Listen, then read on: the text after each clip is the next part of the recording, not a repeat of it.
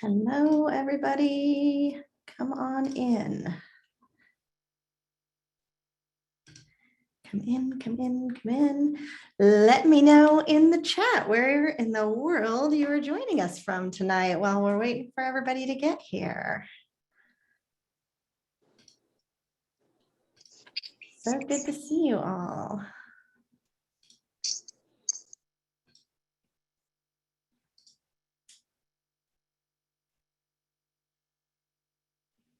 Hi, Julia from Seattle. Hello, Charlotte, North Carolina. Hi, Janelle. Hello, everybody. And I will ask as a reminder, since we have so many on the call, to make sure that you are muted and keep yourself muted so we don't have a lot of background noise. I used to have a little feature that would keep everybody muted, but it seems to have disappeared from me as an option. So I will just ask that you keep yourself on mute until we get to the sharing and Q&A time. And I see where you're all joining in from. Hello, hello. Hi, Lil in New Zealand, Marie in Greenville, Tristan from upstate New York. Hi, Angelina, Missouri, Julia in Australia. I don't know if I'm going to get everybody. Welcome, welcome. Hello. Hi, Beth from Montana, my neighbor.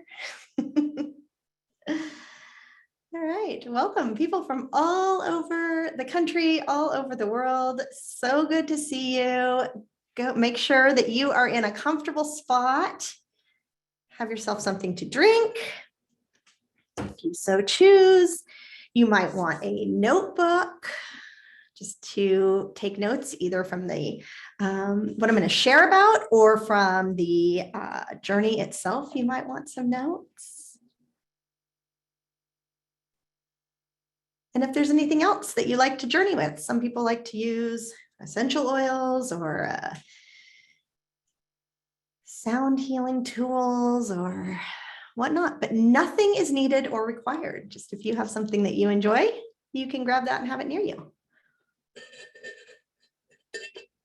Hello, hello. And if you're just hopping on the call, we're going to start in about 1 minute. So let us know in the chat where you are joining us from. Where in the world are you? So good to see so many familiar faces and also plenty of new faces. Welcome.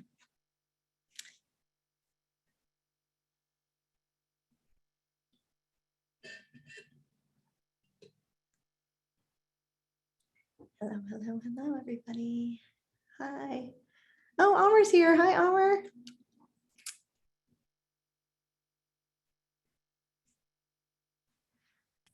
No, if you have to leave early, you may just quietly slip out when you need to go.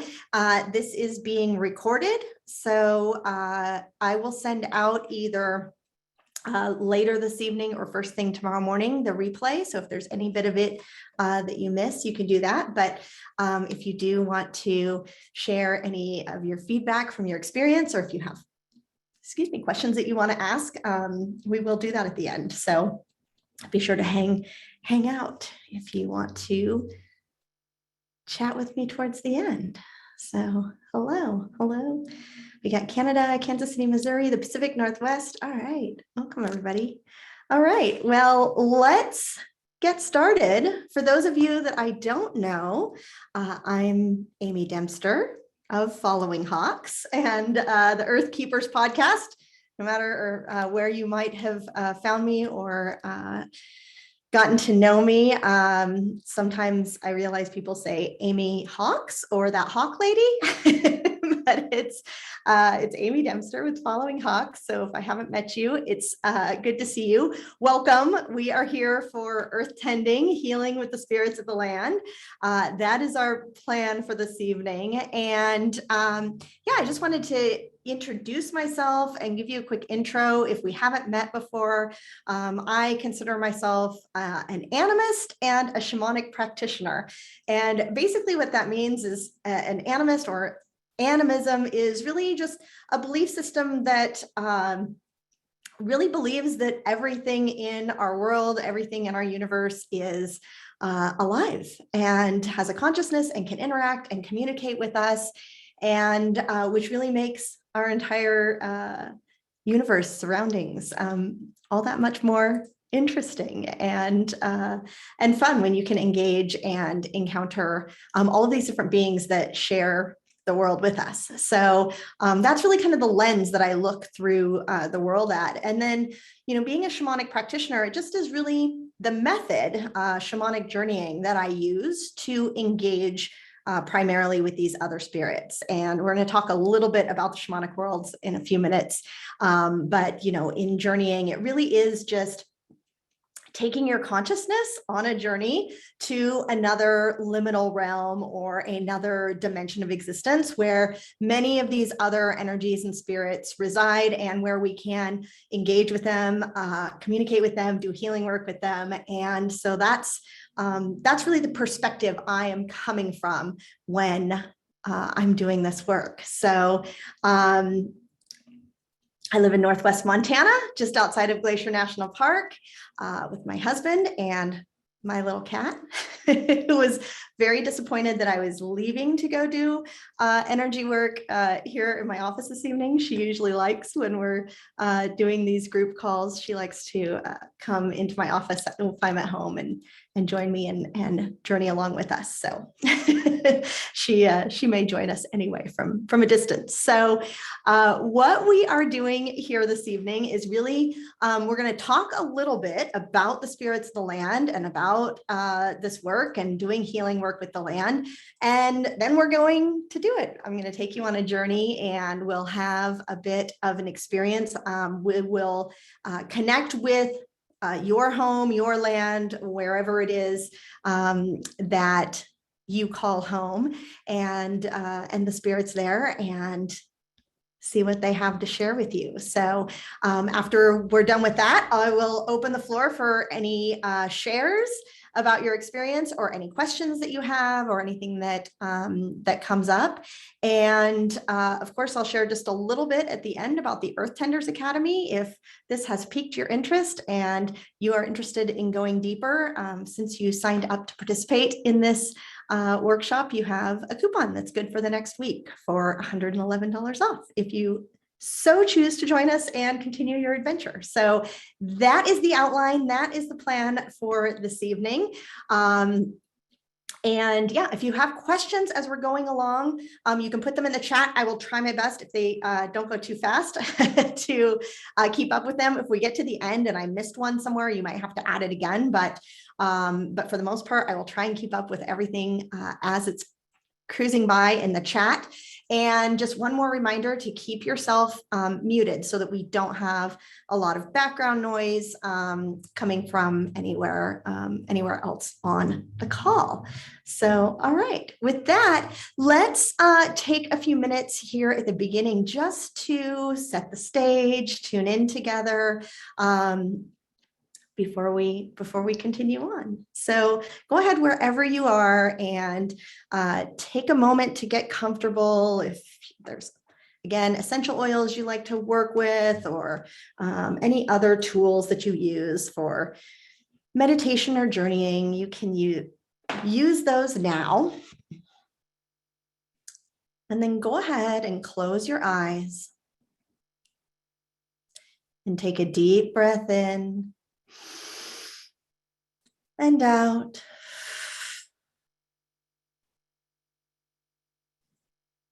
Really just letting go and releasing all of the things from your day that you don't need, just for our time together. Taking one more deep breath in and out.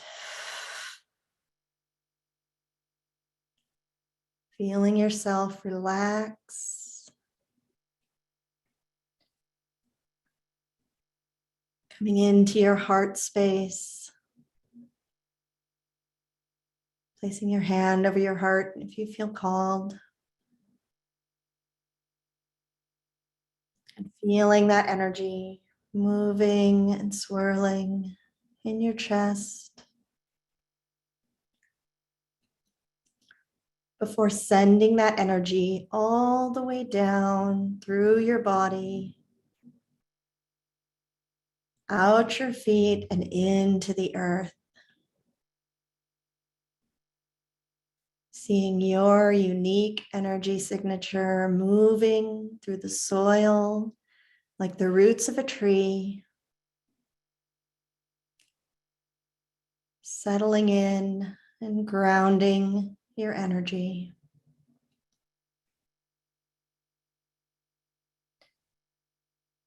Feeling that subtle heartbeat of the earth against your roots.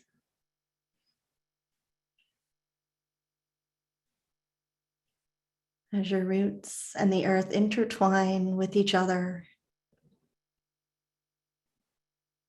that energy from the earth begins to move up into your roots, all the way back up to the surface of the soil and into your feet.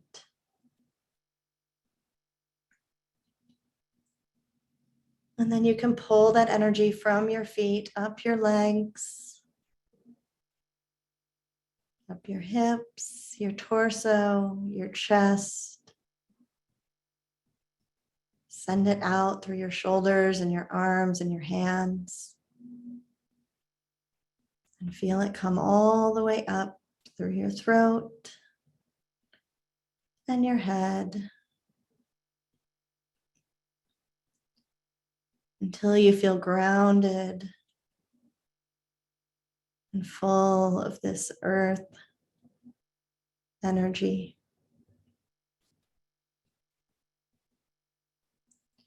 And then opening the crown chakra on top of your head, looking up above you for the column of bright, brilliant white light from source.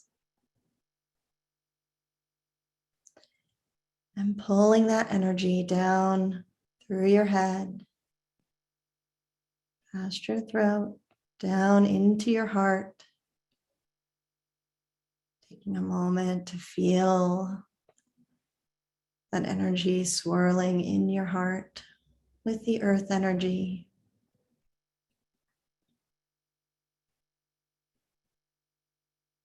And then letting source energy move all the way through the rest of your body. Down your shoulders, your arms, and out of your hands. Down your torso, your hips, your legs, and out the bottoms of your feet.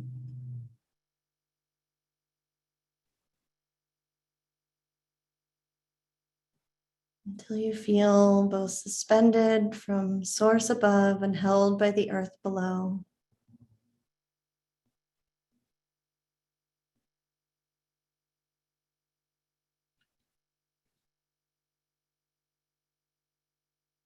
And then taking a moment to expand that source light above you all the way around your energy body, your aura on the outside of your physical body. Letting it seal any little tears or holes or spots in your energy field.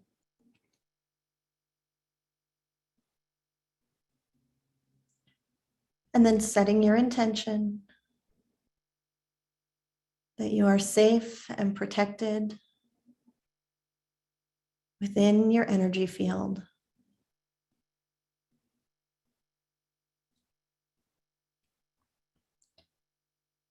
And that no energy or entity that is not connected with source energy is allowed to come inside your energy field.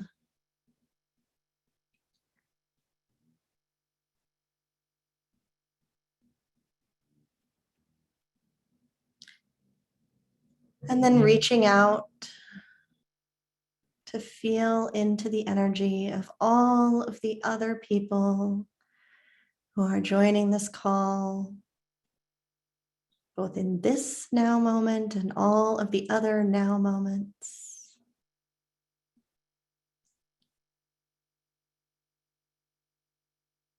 Sending gratitude that we've all gathered to do this work with the earth.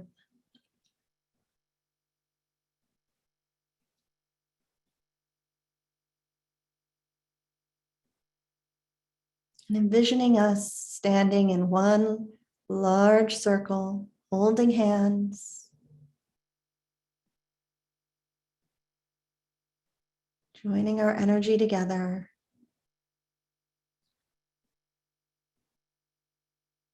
And imagining that same column of light from source expanding out to create a large column of light around all of us,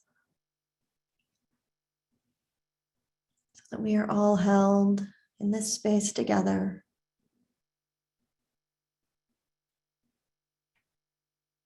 And again, setting the intention that only beings of the light will connect with us in this field.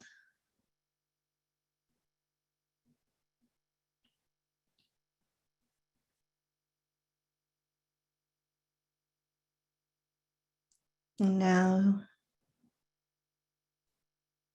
releasing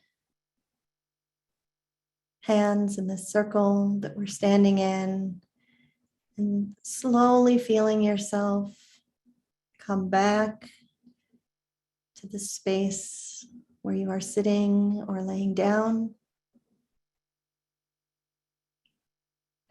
Still holding our group intention and our individual intentions for the rest of the time together. But coming back into your conscious awareness and into your physical space, wiggling your fingers and toes, feeling your way into your body, and then opening your eyes.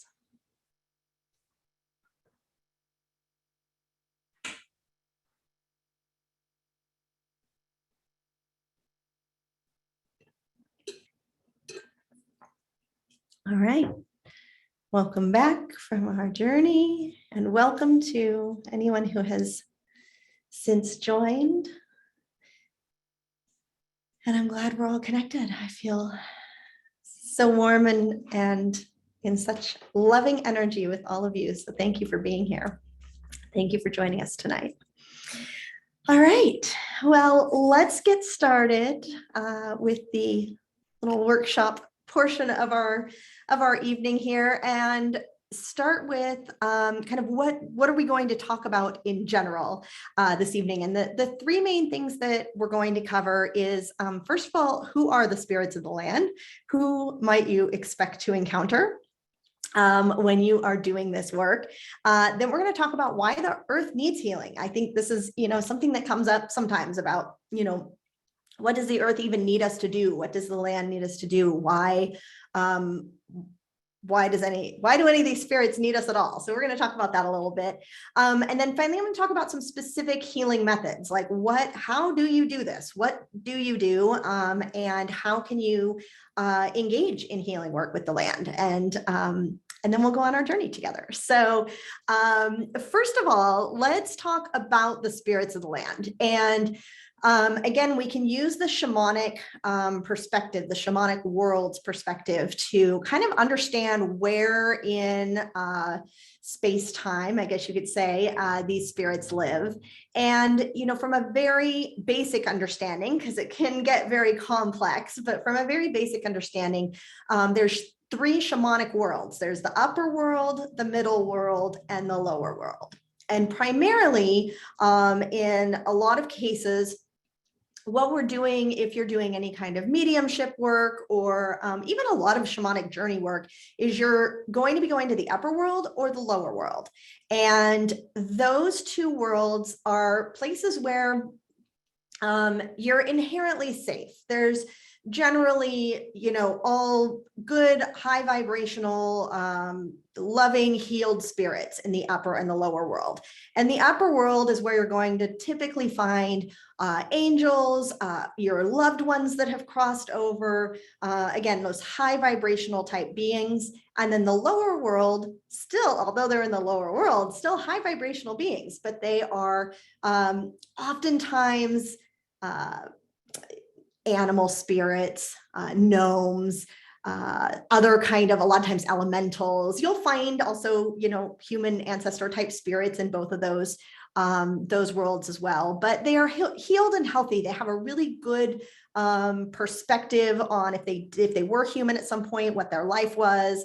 And they're in a place to help us. They are helping spirits that you're going to find in those two places. Now, the middle world is a little bit different. You're still going to find lots of healed and healthy and helpful spirits.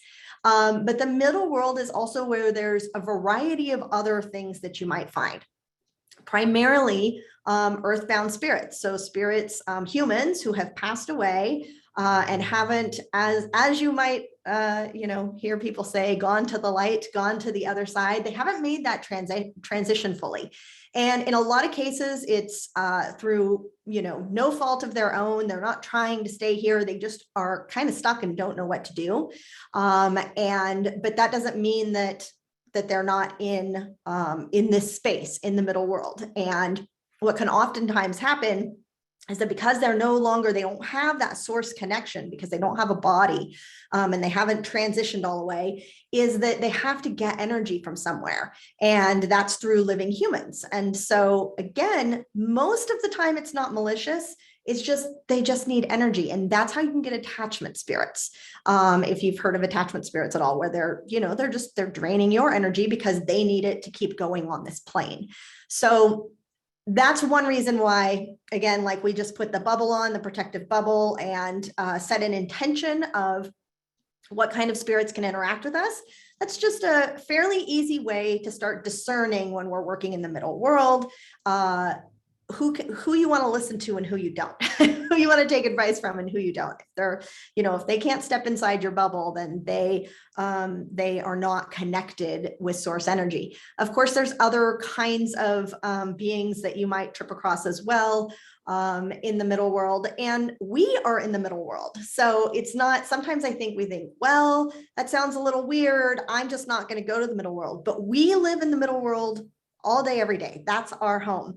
And it's also where the spirits of the land live. So if you're going to be doing work with the spirits of the land, you're going to be working in the middle world. And so that's why I like to talk about this, share about this, explain how it works, help you understand this part of discerning what the different spirits are that you might interact with, so that you can do it safely and know who you're dealing with when you're in the middle world. So the middle, or the spirits of the land, of course, can be all kinds of different things. And many of them are just like the spirit, the energy of things that we can physically see in our environment. So that would be mountains and trees and plants and all of these different things that are in our environments, crystals, rocks, those types of things.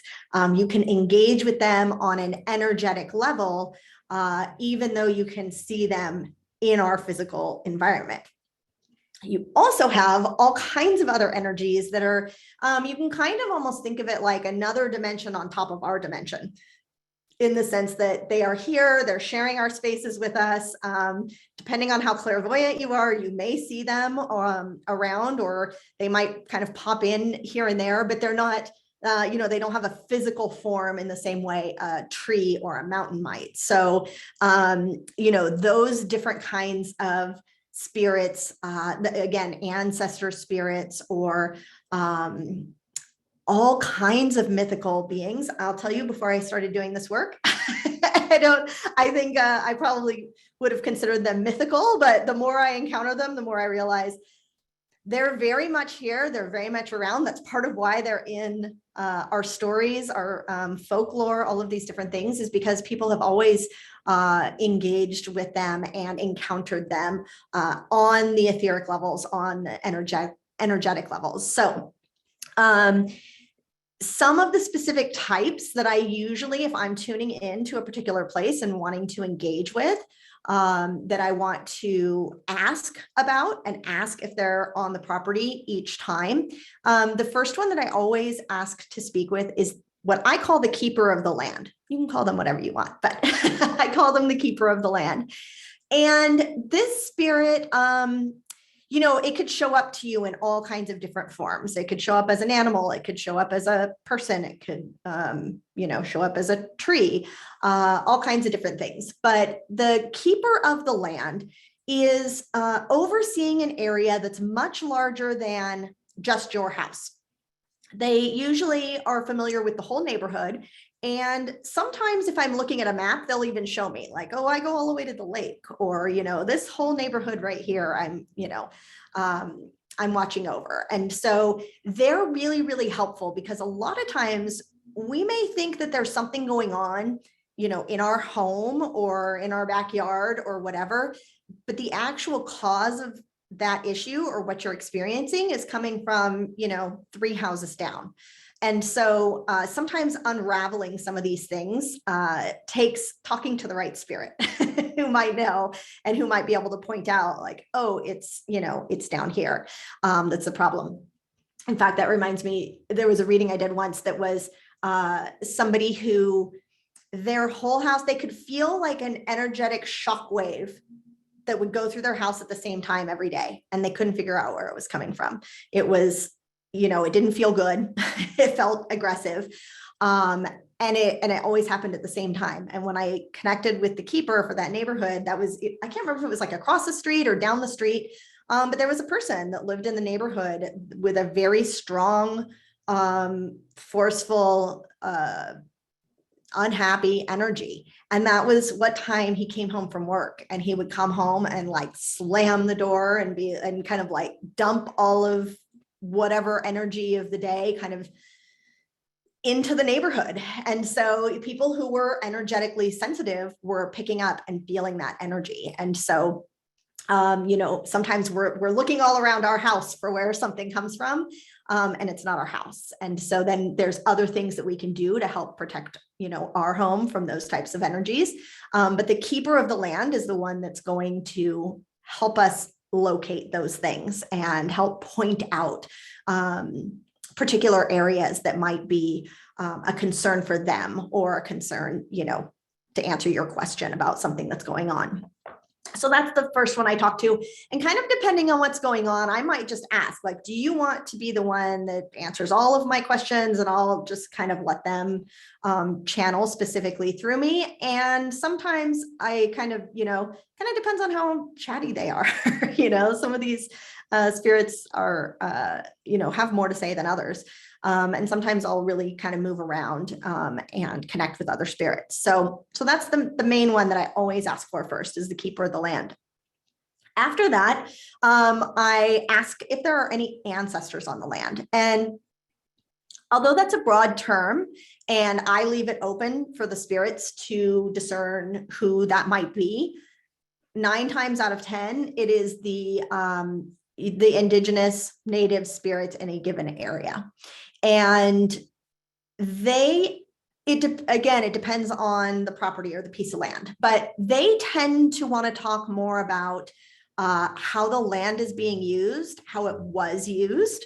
If you're curious about, how did you use this area, or what was this area used for? They may share that with you. They may have concerns about if, say, a waterway has been redirected, or, there used to be a stream here that we fished in and now the stream is gone. Like, those are the kinds of things that they often want to talk about, one category of things. The other thing is that if there is particular trauma that is connected to how they were removed from the land, or things that happened to them kind of during settlement, oftentimes that they will want to bring that up. And there might be healing work that needs to be done. There might be ceremonies that they want to do. And we'll talk in a few minutes about what you would do in that case, what they kind of need us to do. But that will all come forward. And I always give a little bit of a disclaimer on this part, because often many of us that do this work are very, very empathic, which means you feel energy in your body. And so even though you might be having a conversation with a spirit where you're receiving it either, in your ear or in your vision, or even maybe even in your mind, just like the ideas of what they're sharing with you, these spirits will oftentimes give you physical sensations of their experience. And they're just trying to tell you what happened, but it can feel very overwhelming sometimes, because it might be that, they were removed from the land, or a trauma happened to them, or their child was taken from them. So I always just kind of give that warning you can always say, this is too much energy. I'm getting the message, but you need to tone it down a little bit if you want me to be able to focus. So don't get too worried. Sometimes we think, oh, someone is attacking me because you're feeling all of this energy in your body, but it's a communication. They're telling you the story. So just remember, you can always back out. You can always ask them to simmer down a little bit. But those are usually, it's very rarely that I get those kinds of energies from any other kind of spirits. It's usually the ancestors, because they were human and they had the same feelings and experiences that we have on Earth. So that's the ancestors. After that, I always ask to talk to any trees, a grandmother or grandfather tree, which would just be a tree that is kind of overseeing your neighborhood or your area. Sometimes it's on your property, but sometimes it's, the next house over. And a lot of times they're doing very specific jobs. And so you can ask them, what's your job here? What do you do? Sometimes they're protectors. Sometimes they are like filtering energy, filtering, water, obviously, physically, but also in an energetic way. All kinds of things that trees do. So they're always good to just say, what's your job here? What do you do? And I always ask trees, is there something that we can do for you? What would you like? Trees seem to really love offerings. So oftentimes they just say, come sit with me, or can you sing me a song, or can you plant some seeds or plant some flowers that I can see? So they usually have ideas for offerings. That's always a good one to ask the trees.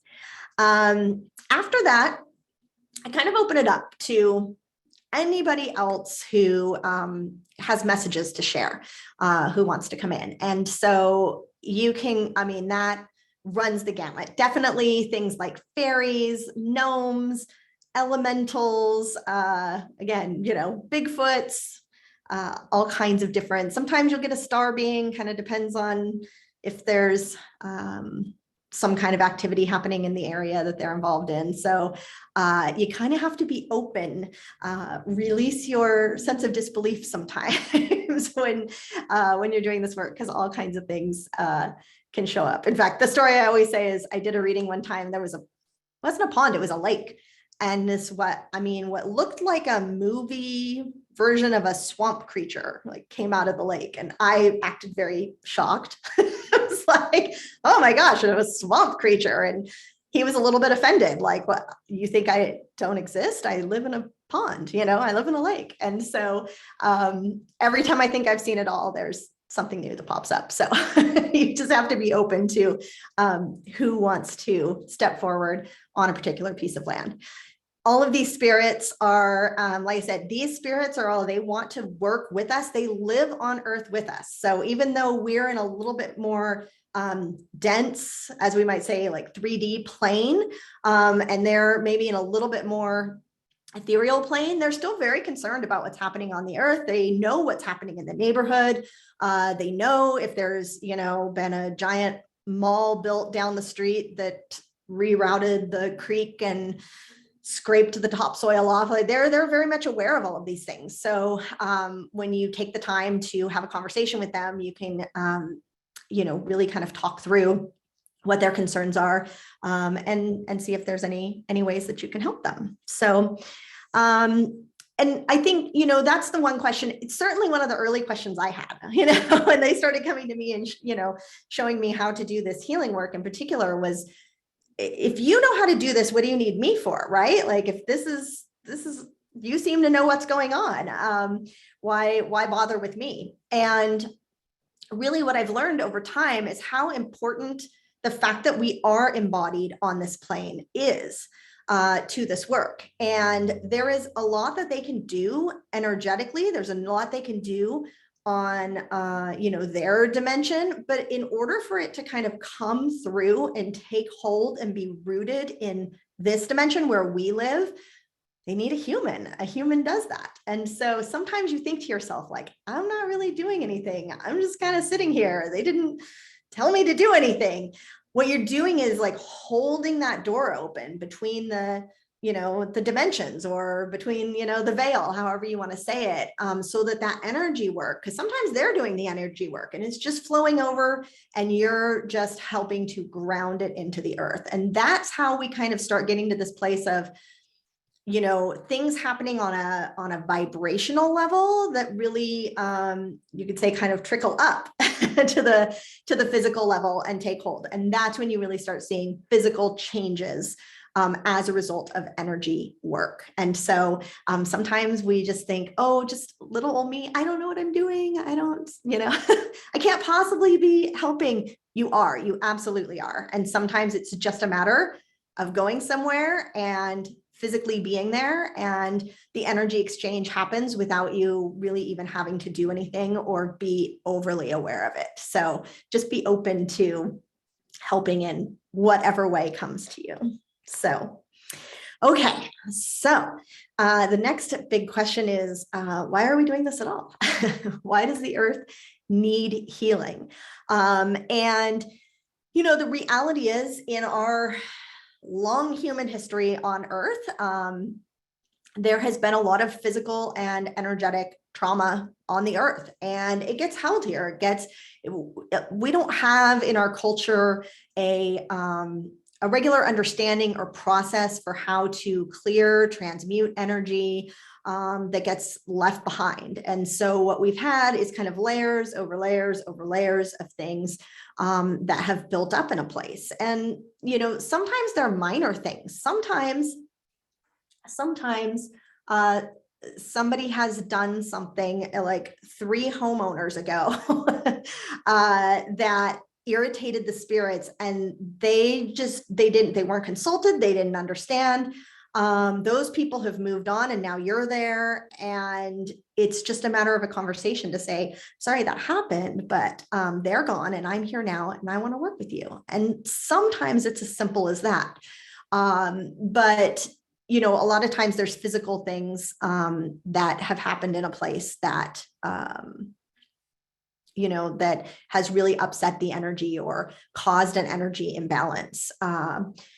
Obviously the places we always think about, where there might have been, like battlefields or, locations of any kind of, mass trauma and that type of thing. A lot of that, just, you have earthbound spirits, you have the pain and the trauma that was there, depending on if it's a kind of place that people can come and visit and kind of like loop into that energy, depending on what it is, like that, like additional energy can be layered on top of it. So those are some of the things. I mean, I think they're the obvious things that we think about that can cause and be held in the land. We've probably all been somewhere before, whether it's walking into a business or just walking through a neighborhood or a park or something, and just get this feeling like something's not okay here, or something bad happened here. And those are the things where it's just kind of hanging around. And so if we can help and assist and ask, what can I do? A lot of that energy can be lifted and transmuted and released, so it doesn't have to feel that way in that place forever. So and yeah, again, just spirits not being consulted on things, a lot of times it's just, they're just like kind of grouchy or not participating. They've just kind of disappeared because like humans don't consult them, and they're not going to consult the humans. And so you'll find sometimes, especially at your own, it took me a while at the house where we live now, just to kind of, the land had been logged a number of years ago. And so the logging itself was traumatic. And then there really was nobody living on the land for a long time. And so the spirits were just doing their thing. And so they kind of had to be convinced over a little bit of time that it was safe to come out now. Like everything's okay. And I want to work with you. And so you may find that when you connect with your place, that they're kind of like keeping their distance and checking you out and waiting to see if you're really, really want to work with them. So those are things I come across a lot. And of course, just the importance of asking permission to connect with places and to connect with these spirits, or just to do certain work on the land. Usually it's just a matter of understanding. It's not, rarely do they say, no, don't do that. But if you say, well, I'm doing this because of this, they say, oh, well, thanks for explaining it to us. So those are just some of the things that you can do just to keep everybody happy. It's just be like, if you decided to renovate your kitchen and you didn't tell your family about it, they would be a little shocked and surprised that you tore the kitchen apart without telling them that was going to happen. So the same thing happens with the spirits. So some of the other things that you might trip across on occasion in different places are things like portals. And I'm sure if you haven't heard it, you can go listen. I think I have more than one podcast episode about portals in detail. But portals operate on a frequency. And, they aren't, I think we tend to think of things as good or bad, but it's really a frequency thing. So it's on a scale, and, kind of the lower the frequency, the things that can come through that portal have to match that frequency. So you just, at a certain frequency, you're going to get earthbound spirits coming into a place. You're going to get other kind of random, weird, sometimes creepy energies coming into that place. So, so sometimes that's what you can feel. And sometimes that's the work that needs to be done. Either a portal needs to be closed or the frequency needs to be raised so that it's letting a different type of energy into that space. Very rarely, I will say, very rarely do I come across things like curses or black magic or that type of thing, but they do exist and you will find it on occasion. What I will say is that a lot of people believe that must be the case, right? Like if there's a real issue happening in their home where they feel is really negative and really dark, and they'll think there must be a curse or there must be, and I try to go into those situations just with a really open mind, because a lot of times it's something else, but it's manifesting in a particular way that makes people, feel like, oh, there must be a negative energy here. But sometimes, there's been somebody who's lived in the house before you, who was into, some kind of energy work that is different than the kind that we're doing. Let's say it that way. And some of that sometimes needs to be cleaned up on the land. It just really depends. So those are kind of the rare things that you'll come across. Usually, most of the time, it's either something was done on the land that the spirits didn't understand and they just need to have a conversation about it, or it's just like leftover energy, trauma type things in the land that need some help to be cleared and lifted. I will say most properties have layers of things going on. So, people will think this, and this are all happening in my home. It must have one source. Sometimes, but a lot of times it's 3 different things happening for 3 different reasons. So I always think of this work as like peeling back, the layers, peeling the layers of an onion kind of a situation where you're just kind of getting to the bottom of each item that's going on. So, okay, let's talk about some specific healing methods, and then we will journey together. So the biggest thing about doing healing work to remember is that each and every one of us has completely different healing gifts and skills. And especially when we're first starting this work, you may already be aware of some of your gifts and your skills, but a lot of us have to do the work to figure that out. And it just takes time and experimentation of trying different things different ways, and not feeling like the only way to do it is one particular way that I do it or somebody else does it. And if you can be open to letting it come through, however it wants to come through to you. I'm always amazed at all of the different ways that I hear people doing healing work that I'm like, oh, that never even occurred to me. I never thought to do it that way, or like, I've never even heard of that. So be open to letting your gifts come through and to using your imagination, because that's the most important part of doing this work at all.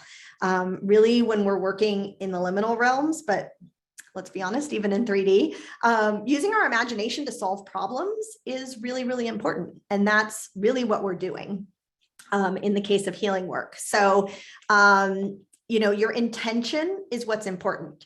So as long as you take your intention and use your skills with that intention, most of the time you're going to accomplish what needs to be accomplished. And a lot of times it feels like, did I really do it? Did I do anything? Did that work?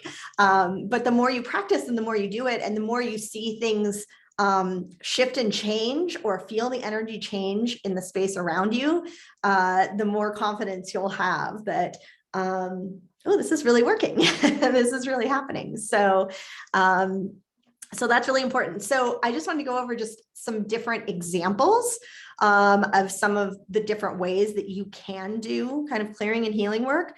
But obviously, starting with just traditional energy work, if you have Reiki, you can use Reiki. If you're trained as a shamanic healer, your shamanic healing skills work on the land.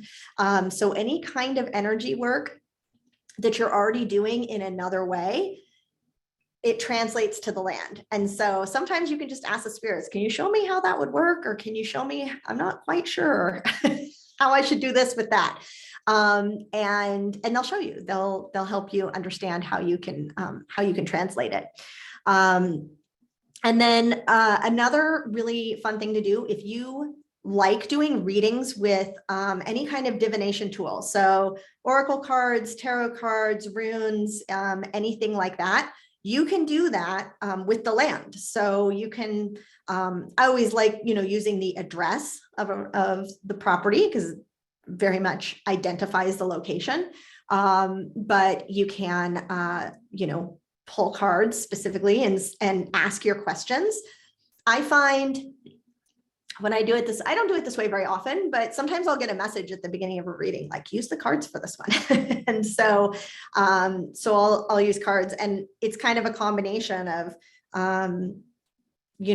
reading the description and just letting the message flow through about, like, what is this card trying to tell me about the question that I asked, or about this property specifically. So I find that the card kind of like gets the energy started, and then the rest of the information can flow through. So if that's already a practice that you use, you'll probably find it really easy to just translate it to using them for the land.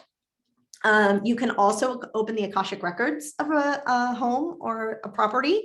So if that's, again, something that you already know and are doing, just try it with the property. And I have the same thing. Some properties, they just tell me right at the beginning, oh, open the records for this one. And it'll be, a message specifically coming through for that.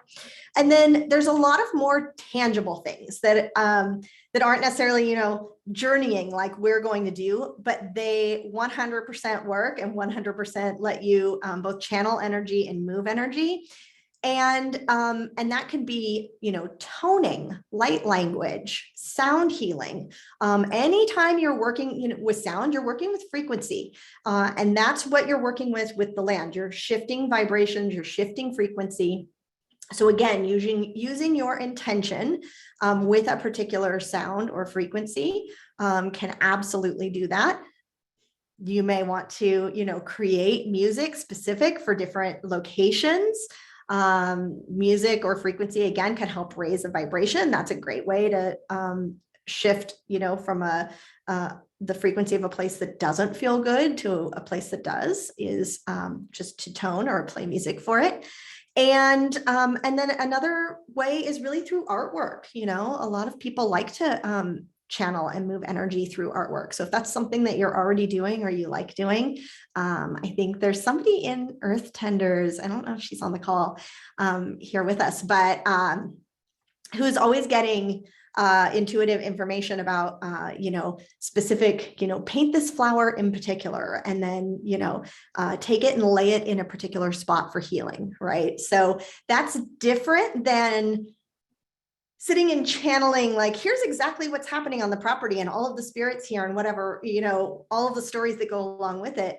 But it's accomplishing the exact same thing. It's bringing through particular energy that's needed for healing and, applying it to a location. So that's what I mean when I say use your imagination. However, if ideas are popping into your head, go with it, try it, see what happens, see what the results are when you do that.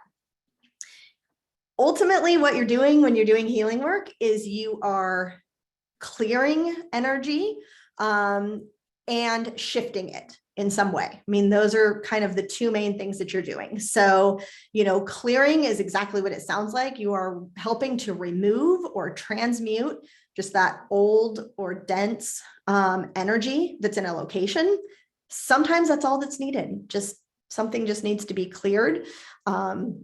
Just like you would clear the energy in your house, and that's that. Healing is really just providing fresh energy to a location. And usually you'll get, details or information if something specific is needed, but, if not, or if something ever seems confusing, you can always call in a helping spirit that you already work with, that you know of, and just say, hey, can you help me with this? Or sometimes the spirits will come in and say, I'm going to help you with this. You're going to do this and I'm going to do that. And so don't be afraid to let it be a team effort, because a lot of times this also, you'll be moving a lot of energy. And so it's easier for them. They don't have a physical body that they're restrained from that needs a nap after they move too much energy. So don't be afraid to, let them do some. And sometimes they'll say, no, you do this part. But oftentimes it can be a team effort with the spirits. So, yeah. And I'm keeping an eye on the time here because I want us to get into the journey, but I did have kind of an interesting story to share that I had this property reading. This was, I don't know, this year in the last handful of months. And there were ancestors that came forward that basically said there had been a major battle in this location, and it was between two native tribes, long time ago from what I could tell. And there were, because it was like everyone was obliterated basically. And there was nobody there or left to take care of the dead, was basically what they had explained to me. And so there were a lot of earthbound spirits that needed crossing over. And they said, but we want to do the ceremony. We want to take care of it. And I said, no problem. What do you need me to do? And they just said, just round everybody up, right? They just wanted any earthbound spirit in the area to kind of come to this location. And so that was what I did. Just energetically just said, hey, if you can hear me, come over here. And the ancestors built this huge bonfire, and they started drumming and singing and made a big circle, and all of the earthbound spirits kind of came in the middle. And the whatever it was, they were burning a particular type of plant material that was creating a huge amount of smoke. And ultimately, the singing and the dancing were opening a portal. It raised the frequency, it opened the portal so that they could cross over, and the smoke was carrying these spirits, off to the spirit world, off to the other side. And so I thought, for all of the ways that we think, oh, this is the way I learned how to help earthbound spirits cross over, or this is how I learned to do something. This group of spirits just had a completely different method, but we're accomplishing the same thing. And so that's why we just use our imagination, because however our intention can take form, it can be accomplished. So in that case, I was just able to help out at the beginning, and then they were done with me, and they continued on with their ceremony. So yeah, I think that's everything on my list that I wanted to share as far as that goes. So if you have any questions that you feel like can't wait till after the journey, you can put them in the chat and I'll get to them. Otherwise, what we're going to do is journey. Oh yeah, so it was a real smoke, real fire. Well, it was in a journey state, right? So I was traveling, meditating in a journey, and I could see them coming together and building this fire. And I had to ask that. I didn't know what they were doing. It was like, that's a lot of plant material you're putting on that fire. What's going to happen? And yeah, and so to understand kind of all of these different pieces of, oh, they're raising the frequency and using the smoke to help these spirits cross over was not a way I had thought of to do that, but they were accomplishing it in that way. And I'm sure that was part of their culture and their tradition and how they traditionally crossed over people from their culture. So yeah, you get to have some cool experiences sometimes. Let's see. Oh, no, not a silly question, Janelle. I was just going to explain where we are journeying to. So if you are not, in general, you should journey to your home. If you are either living in a place that you say, oh, this isn't my home is somewhere else, or you're traveling, or you are staying with somebody else right now. In general, we just want to connect with the place where you are most often, where you live most often. So even if you're not physically in that, let's say you're at work right now, we're going to journey to your house. Or if you're on the road, that type of thing. So hopefully that makes sense. Ultimately, it's your choice where to journey, but don't pick some random location or somewhere that somebody else lives that you may not have permission to tap into ahead of time. So let's see. Laura says, do I ever warn land of what may be coming? No, but they usually know I'm coming, if that makes sense. So usually the spirits have an idea. There is, whatever is happening on this etheric level, especially in the case of what I'm doing, where I'm, somebody is, purchasing a property reading from me, right? Like there's an energetic exchange that happens between us at that time, and it's like the spirits are alerted. So on occasion, you will have spirits who really wish that I wouldn't come.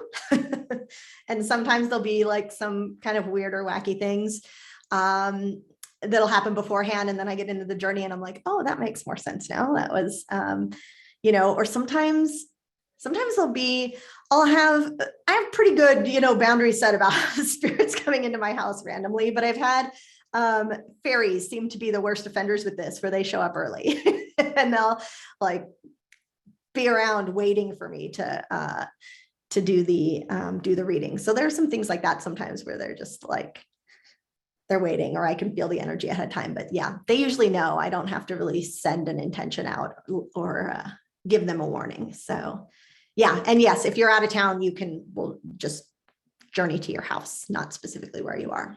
So all right, so is everybody ready? Just use any kind of, again, tools that you like to use. You may like to have a notebook or and a pen nearby. Personally, it's hard for me sometimes to remember as things are coming in. So I just open my eyes, make myself a little note, and then close my eyes and go back in, so that I don't have to try and remember all the things.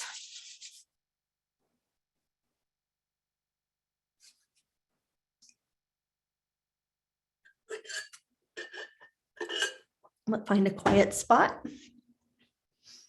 Oh yes, that's a good question, Ruth. If you live in an apartment building, should you focus on the building or the neighborhood? In this case, I think we're going to connect primarily with the keeper of the land. So it is probably going to be your neighborhood or your apartment complex or a larger area. But if if they show up and they're like, hey, we want to show you something in your apartment, that's that's good. They can do that.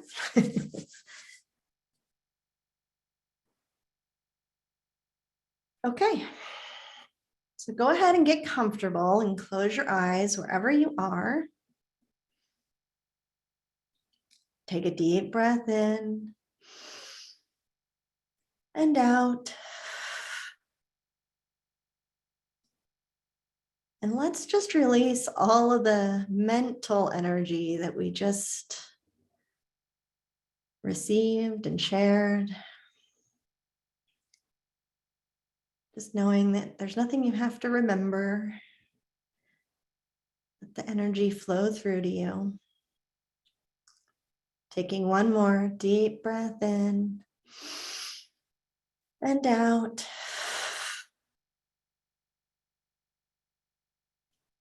And just take one moment to touch back in on all of the things we already did. Grounding your energy into the earth. Pulling that column of light from source energy above.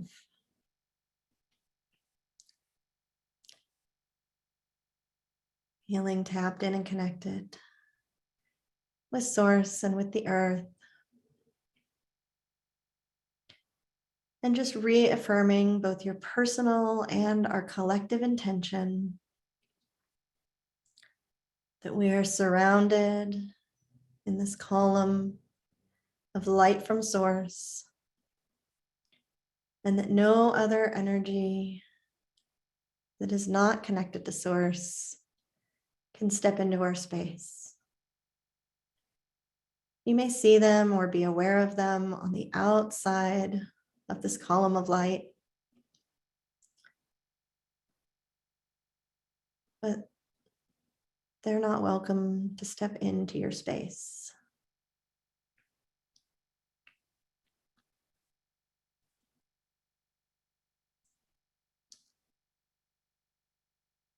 And now taking a moment to imagine the spot that you're sitting, and imagining yourself getting up from your seat and walking across your house or whatever room you're in and out the front door.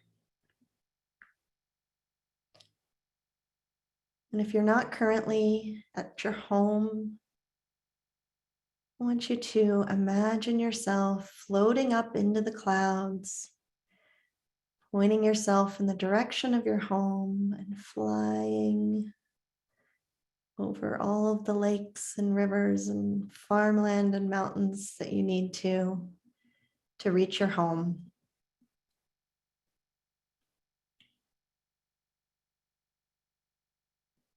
And if you're at your home, you can go out the front door, across your driveway or your lawn, down the stairs if you're in an apartment, or the elevator. Whatever you need to do to get yourself out onto the road or the sidewalk in front of your house.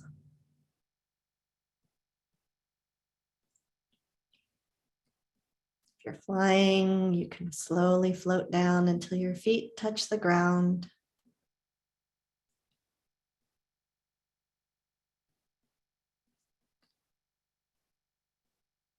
And from this vantage point and this perspective,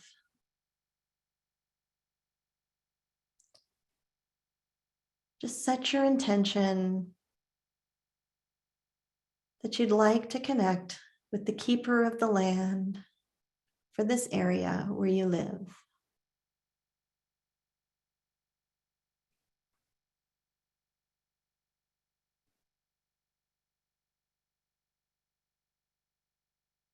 And just give it a moment. It might be an energy that you see, it might be something you hear. You might just feel a sensation in your body. You might see a color.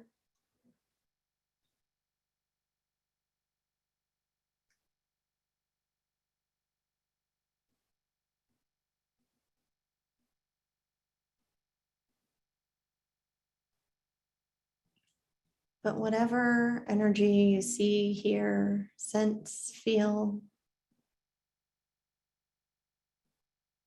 you can introduce yourself. Let them know that this is your home.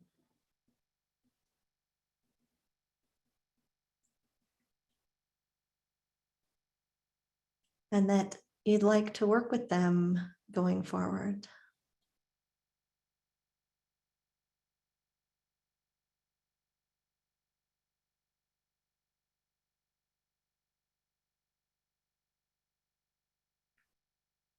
And then ask this keeper if they would show you something specific that they think you most need to know about. It could be in your home, it could be on the property, or it could be somewhere else in the neighborhood.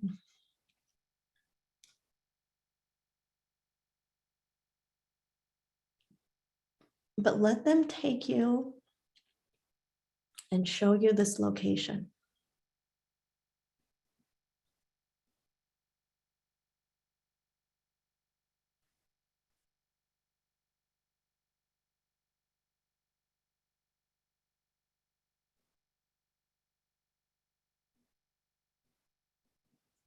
And when you get to this location, you can look around and see if there's something specific that's obvious to you. But ask the keeper, what is it about this that they want you to know? What's important about this spot?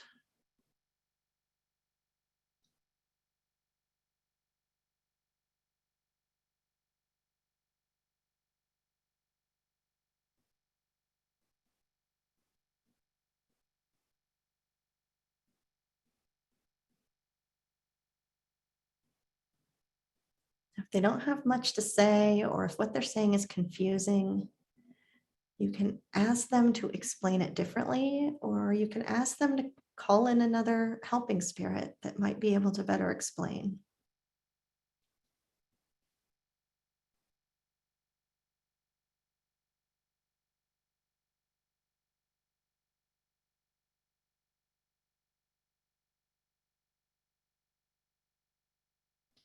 You can always ask questions. Sometimes when they show us pictures of things or give us words or phrases, we have to work our way through the explanation. So it's okay to ask if you understand the message, if you're getting it right.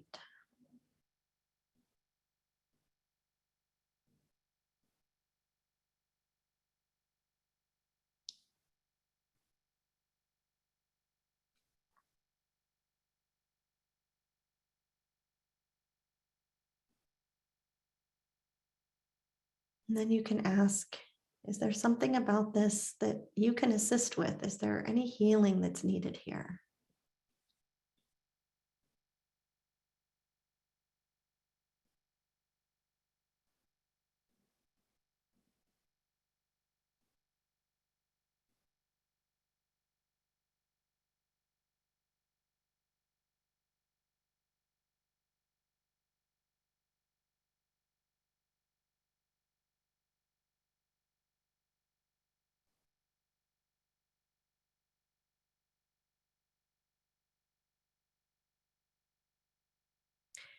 And if so, and you understand what is needed, you can do that work. Again, it might be sending Reiki, it might be creatively solving a problem, it might be just sending love.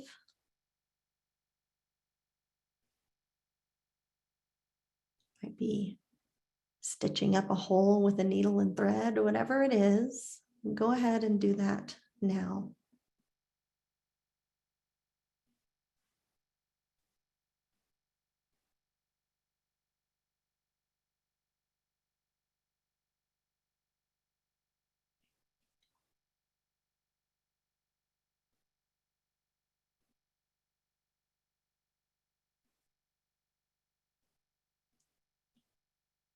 And after you're done, you can check back in with the keeper and see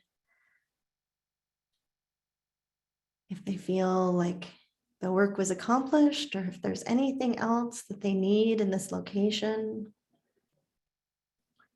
Anything else they'd like to explain to you here?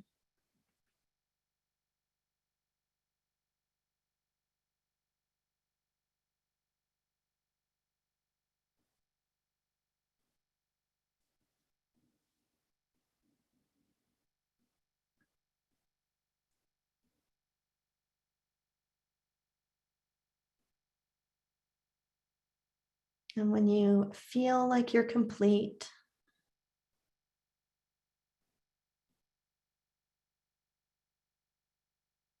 you can thank the keeper of the land for showing this to you, for working with you, and let them know that you'll be back in the future to work with them and the other spirits more.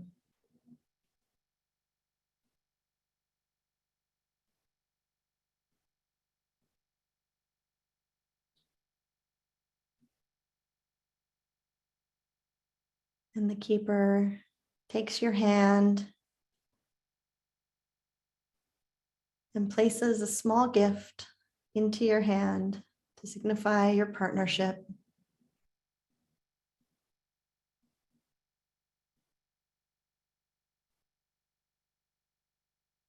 And you thank them and wave goodbye and walk from wherever you are back to the spot that you began, on the sidewalk or the road in front of your home.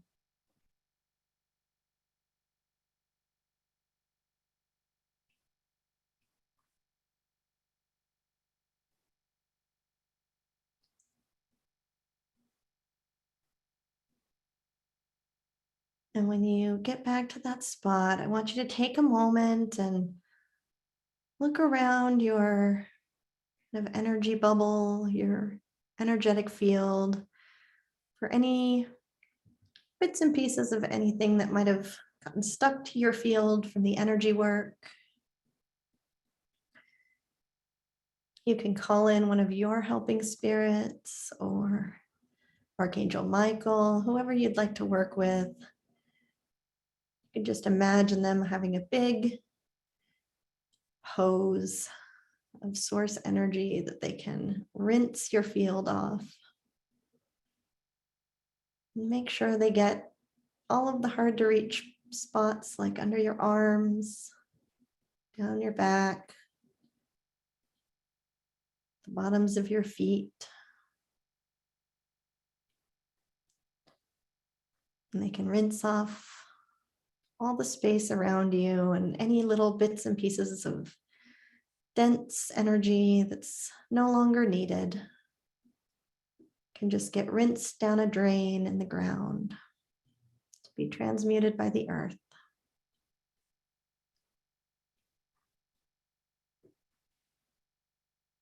And when you feel like your energy field is clean and clear, you can thank whichever helping spirit came to help you.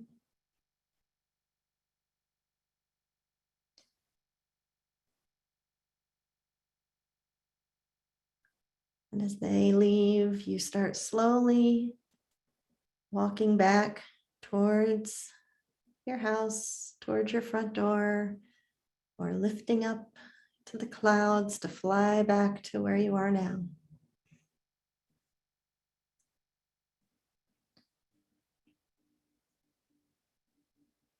Crossing the driveway, the lawn, going up the steps, going in your front door, finding your way back to wherever your physical body is located.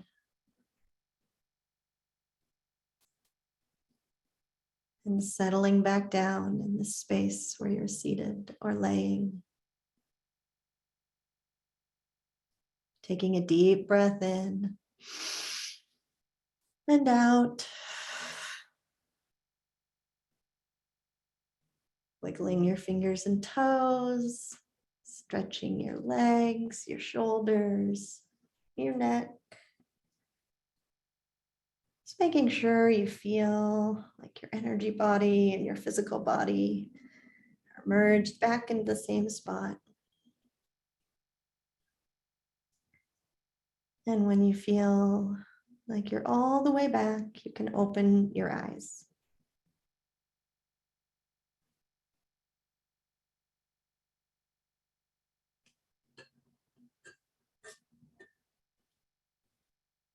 All right, welcome back.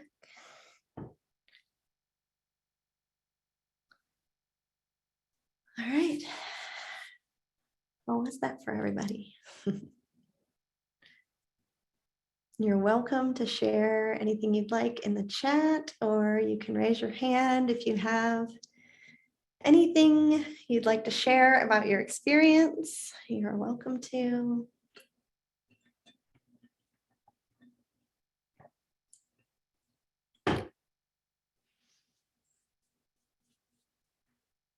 Or you can just make notes and stay in your space. Oh, it was magical. I'm so glad. Glad you enjoyed it. Oh, thank you, Jan says that was amazing. Good, good, good. I'm glad. Did anyone meet an unusual keeper of the land? Something you maybe weren't expecting? You couldn't get a sense of any keeper. That happens sometimes, definitely. Yeah, keep at it with your intention, because like I said, some of these spirits have not been engaged by humans for a very long time. And so sometimes they come and check you out, and then you'll notice them kind of coming in your day-to-day where you think, oh, I've had an eagle come into my awareness 3 different times this week, or, something like that. Like they'll start kind of coming in slowly. So keep your awareness open for those synchronicities. So let's see. Lil says, what's amazing was taken to an area where an earthbound spirit was being held back by another spirit. It does happen sometimes. Did they have you do any work, or they just want to show you that it was there? Yeah. Let's see. Marcy says, only pictured scary scarecrows. I think that's a scarecrows next door and a cup pouring. Yeah, sometimes. And again, we're asking them to take us somewhere that they think we need to see. And so sometimes they're like, hey, there's this energy going on over here. So yeah, just something to be aware of. And again, see how it comes into your awareness. And again, like I said, this is just one way of, channeling information and energy. So you can practice with some of these other ways and see how else information comes in. What if the keeper of the land doesn't want to work with you? That happens sometimes too. And it kind of falls into that same category of sometimes they're just usually that if it's the keeper of the land, usually that's exactly what it is that they just want some time to get to know you. You could try setting up like a little altar on your land somewhere where you can add a little, anything that a feather that you find, or a little stone, or different things, and just letting them know like this is for you. I want to develop a partnership and get to know you and work with you. So that does happen sometimes. Yeah, Marie says there was an empty lot down the street with a trauma there. She sent Reiki, didn't get a sense of a keeper, but used muscle testing to get my answers. That's a great example. Yeah, muscle testing. So another way that you can tune in, muscle testing, dowsing, and pendulums, all kinds of different things. So Debbie says, that was surprising. Where I thought a problem would be, it was not it. I was actually a spot I wouldn't have even thought of, but makes sense. Yeah. Yeah, they know. They know what's going on. Ren says a native man, but the keeper was a large green dragon. Yeah, sometimes the ancestors will come forward at the same time as the keeper. Sometimes the ancestors are the keeper. So they'll play kind of loose with our questions sometimes. So let's see. I met a gnome with an attitude. I loved it. Yeah, some of these spirits can be really funny and have quite a strong opinions. So Let's see. I was asked to help clear the toxic fumes and said that settled after the house down the street caught fire 2 months ago. Oh, good, good. I hope that was helpful to your entire neighborhood. Jessica saw a goat type entity like Pan. I just had Pan show up in a reading. I think for the first time, I was trying to remember if I'd ever seen him in another one, but he came through really clear in a reading a couple months ago. That was cool. Yeah, he needed healing of the land. Did some work and was able to help release and sent healing to both spirits. Good. Sharon says, I met a very large turtle. He explained that the pond in my backyard was unsafe. He asked me to put up a shield and do some healing Reiki. He asked me to use light language to strengthen the shield. It was very enlightening. Awesome. And I'm sure much appreciated. So, okay. Oh my goodness. I'm realizing how far behind I am on messages. Okay. I'm going to keep going through these, but I want to also open the floor for questions if anybody has any questions. And I see that Ruth has her hand up. So Ruth, go ahead and unmute yourself. Yes, I have a question in that I thought I would be taken to like somewhere, I would say in the land, but where I live, it's a little strange because I kind of back up to like a museum. So there's like lots of trains and it took me to like a fighter jet. I haven't gone to the museum. I've lived here for I'm fairly new to the area, but it just kept taking me to like different angles of this particular fighter jet. Interesting. Is the fighter jet at the museum or you're just not aware of a fighter jet? No, it is because I can literally see it from my window when I look out, but I haven't gone to the exhibit. But I would say the glass shield that would go for the pilot is not there. So I don't know what the story is with what ended up happening that jet is in the museum because it's disrepaired. You can tell components of it are torn apart. So I don't know exactly what happened, but I thought I would be taken to a land or a tree or something like that. Yeah. And it's hard to say. I mean, you probably will have to tune in. Obviously, this was a pretty quick reading. So you might have to tune back in specifically and ask if there is a spirit that is connected with that jet. And you can say, again, you want a healed and healthy spirit or whatnot, or if there's a spirit that's on the outside, say it was the pilot, that passed away in the jet or something like that. You could still interact with them or get information and just keep them on the outside of your bubble if there's some specific healing that's needed. So sometimes specific or, kind of surprising things happen. Usually I don't have an intention to connect with the people living in a home. And so most of the time I don't get that, my intention is the land, the house, but sometimes there's a really important message that somebody has for a person or somebody's ancestors been just waiting for an opportunity to share a particular message. So sometimes it's we're there and they're oh, good, we have a message about this. And so you probably just have to tune back in and ask for what about this do I need to know? Or do I need to know anything? Is it just in my vicinity and there's some energy, attached to it? Might just need some clearing. So, yeah. All right. Let me keep going there. Let's see. Jessica says my parting gift was a white flower that bloomed in my hand as it was given. That's beautiful. Karen says there's a vortex in the middle of the house that I spoke to. Very cool.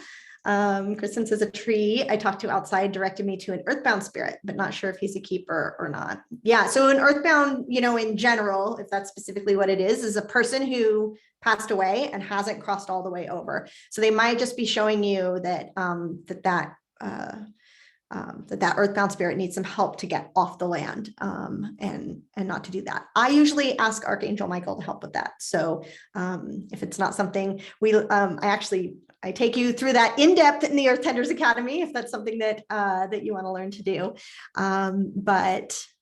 Yeah, you can always call in a spirit like Archangel Michael and say, please, can you open the portal and help the spirit cross over? So, yeah, can you describe what time is like for keepers of the land?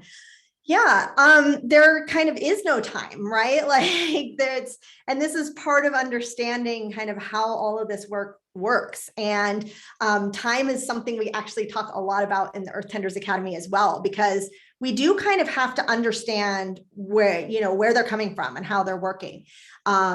Because, all time is happening simultaneously, and they're kind of aware of all of these things, kind of what we would consider past, present, future, all at the same time. So they may be experiencing multiple timelines, and they may have a concept of, oh, if you just did this, that would clear up something on this timeline that would shift on that timeline. So yeah, they have a much kind of broader picture of time. And we sometimes, I think we don't want to waste their time. We don't want to take their time.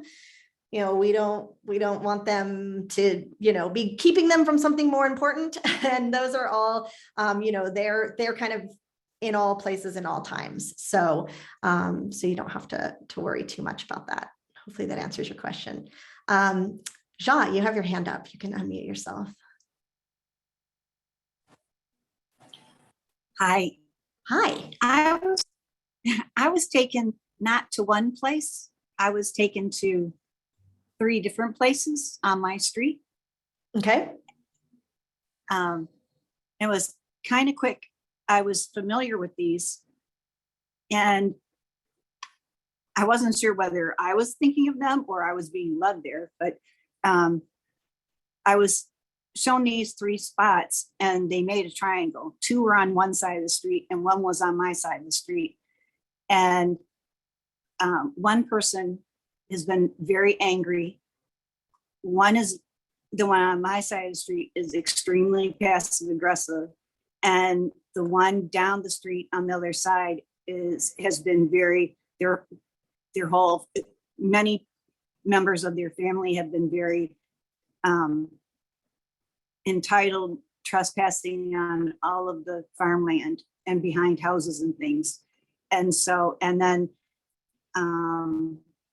I was shown to look at the people, the families in between there, and there have been different problems and issues with all the families in between. I've lived here about 20 years or so, and many of them lived here before I did.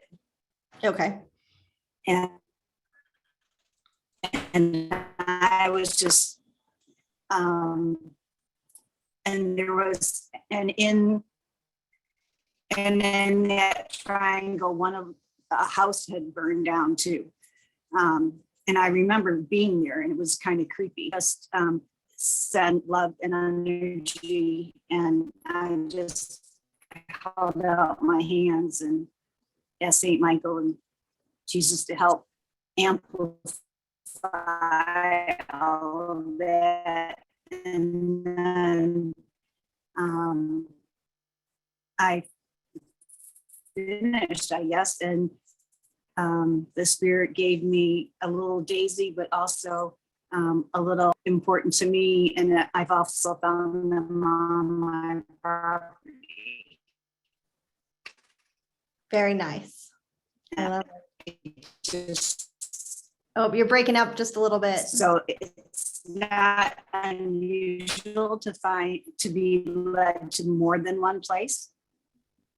Is it unusual to be led to more than one place? No, not at all. And in fact, if in a longer reading, most likely you would go to multiple places anyway. And so, I just speculating from my end, but it sounds like they're showing you like kind of how the energy is either connected or moving within the neighborhood or within these different locations. And so they probably needed you to have a bigger picture view, or see how all of these are related, or see how everybody is affected. That's another one you're probably going to have to spend more time working with that keeper to see, what else you can do, especially when you have kind of neighbor issues and neighbor situations going on. You absolutely can work on it from an energetic level, but you'll probably want to go back and say specifically, like, what's happening in this energetic triangle, and is there something specific that I could do to help the energy that's going on here, to help all of these, it sounds like, you know, houses and farms and neighbors that are involved. So Yeah, because but it yeah, is unusual. like you, yeah, because it is farmland, like you figured out that, and I don't have a lot of contact with them, so because we're so far spaced out and things, so I just thought it was kind of unusual. I mean, you said they'll show you one space. I guess they did. They showed a triangle. Yeah.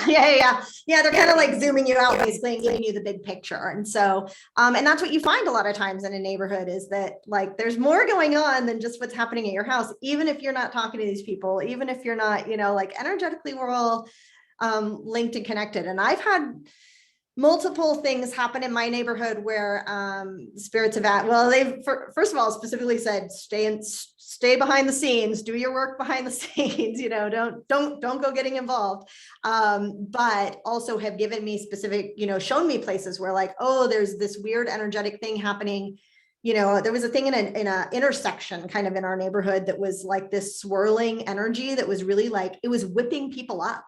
And it was causing like a lot of issues between these different neighbors in this spot. And they had me help like kind of calm that down and clear some of that out just to like bring some of that, you know, energy, that really heightened energy down. So, so there's all kinds of different things, you know, potentially you can do, but I would say go back and connect with the spirit again, you know, when you have a little bit more time to work with them. Thank you. You're welcome. Yeah. And I love seeing, I'm sorry, I'm not going to, in the interest of time, read everything here in the chat, but I love all of your feedback and all of your experiences. This is amazing. I'm just looking down for the, for any questions here. So let's see. Alexa says, when you do a reading for a client, what do you present to the client and how? Yeah. So I do these readings by myself.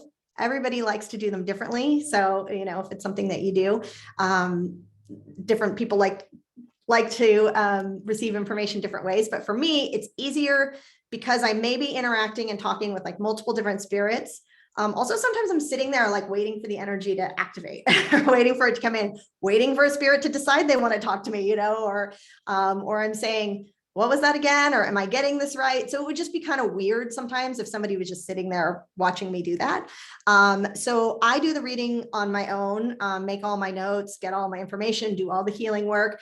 And then I just record a video of myself like this and just say, here's what happened. And I try my best not to leave anything out because there's always like weird things where you just think, that's not important, that's not relevant, or maybe that was just me, you know, whatever. But 9 times out of 10, those are the things that somebody says, I'm so glad you mentioned that because whatever.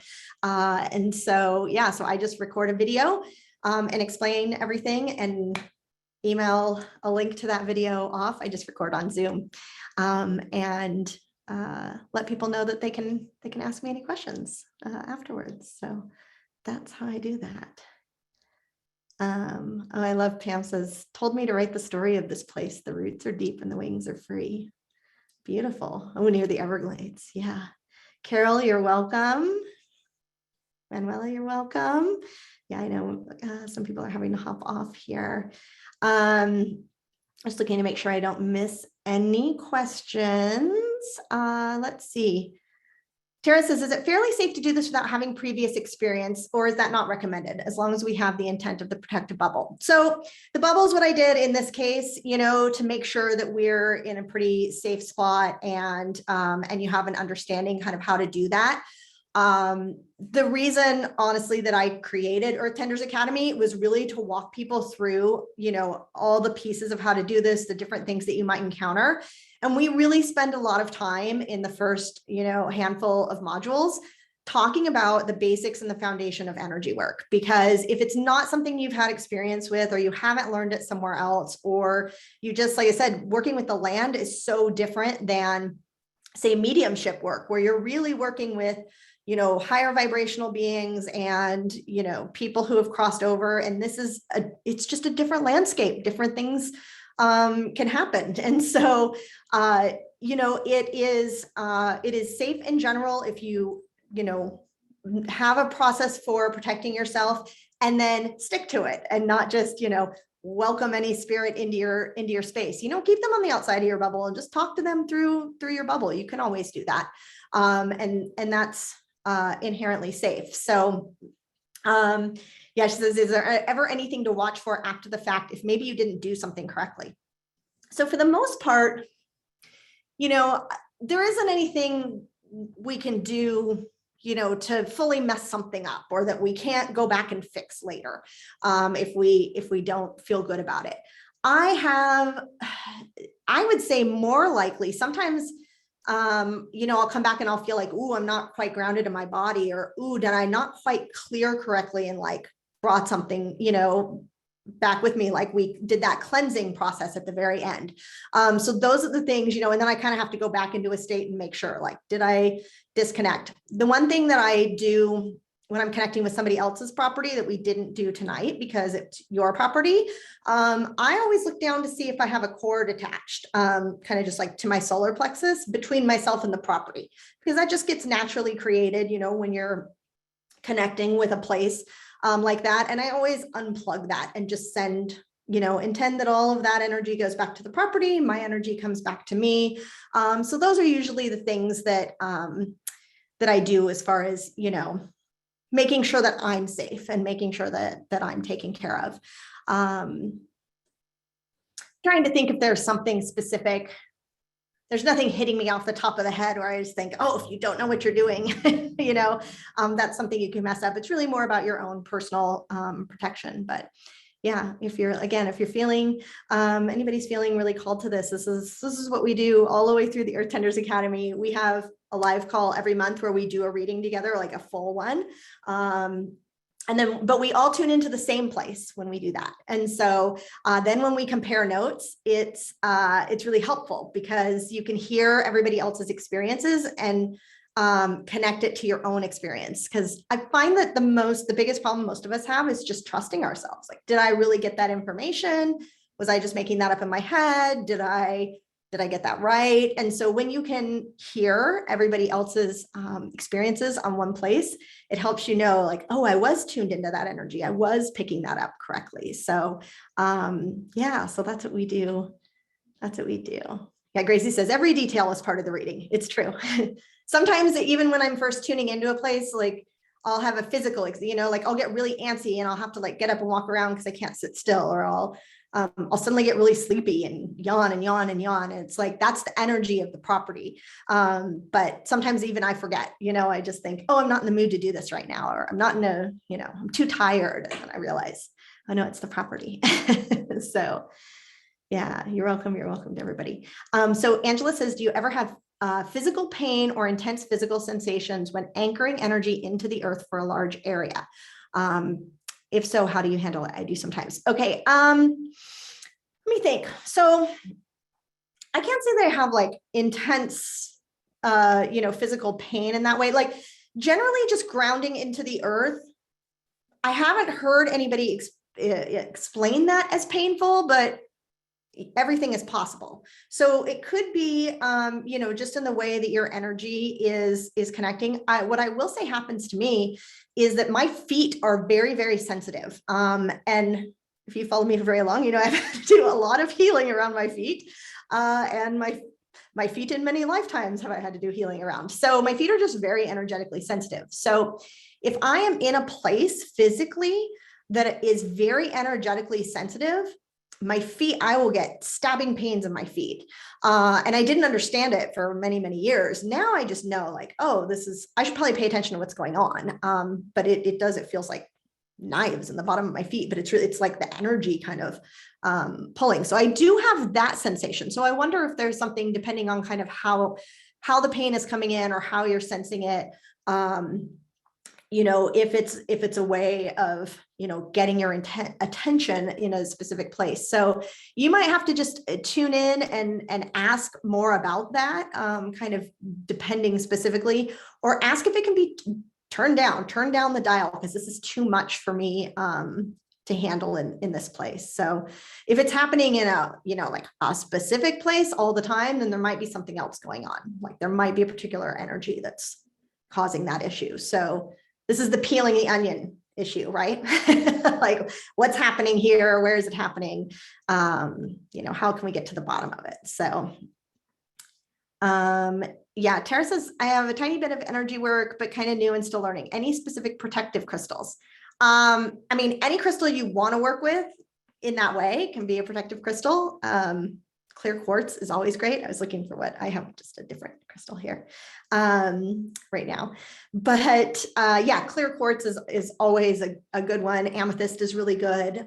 Anything like that. And you can always just hold in your hand, like while you're journeying, that crystal, or, you know, wear it in a necklace, put it in your pocket. Any of those things are good. So yeah, cord cutting daily is good. So yeah, let's see. Angela says lots of high vibration really fast right before my dense body can adjust. Oh, I think you're maybe asking about the pain. Yeah, it might be. It might just be like how the energy is hitting your body. So it might just be even just working with your energy field of just like, here's how I want energy to come in, and here's too much. It just does. It's so, these are the things that are like so unique and so specific to us. Sometimes we have to experiment and kind of figure it out. So, and oh, Angela's, I assume, suggesting black tourmaline. Yeah, that's a good one too. That's a good protection stone. So yeah, wonderful. I think I got to all of the comments and all of the questions. Thank you all so much for being here and lending your energy. Yeah, definitely. If you're interested in the Earth Tenders Academy, there are links for that in the email. I will send out the recording. So, you know, you can rewatch or redo the journey if you would like to. And don't forget that you have a coupon. It's May 22. If you type that in when you check out for Earth Tenders Academy, you get $111 off. So, and that's only until next Wednesday. So for the next week, you can do that. And you're welcome, everybody. Thank you for being here. Thank you for lending your energy, and thank you for working with the spirits of the land. They're always excited to welcome new people. So great. Have a good evening, everybody. I'll see you later.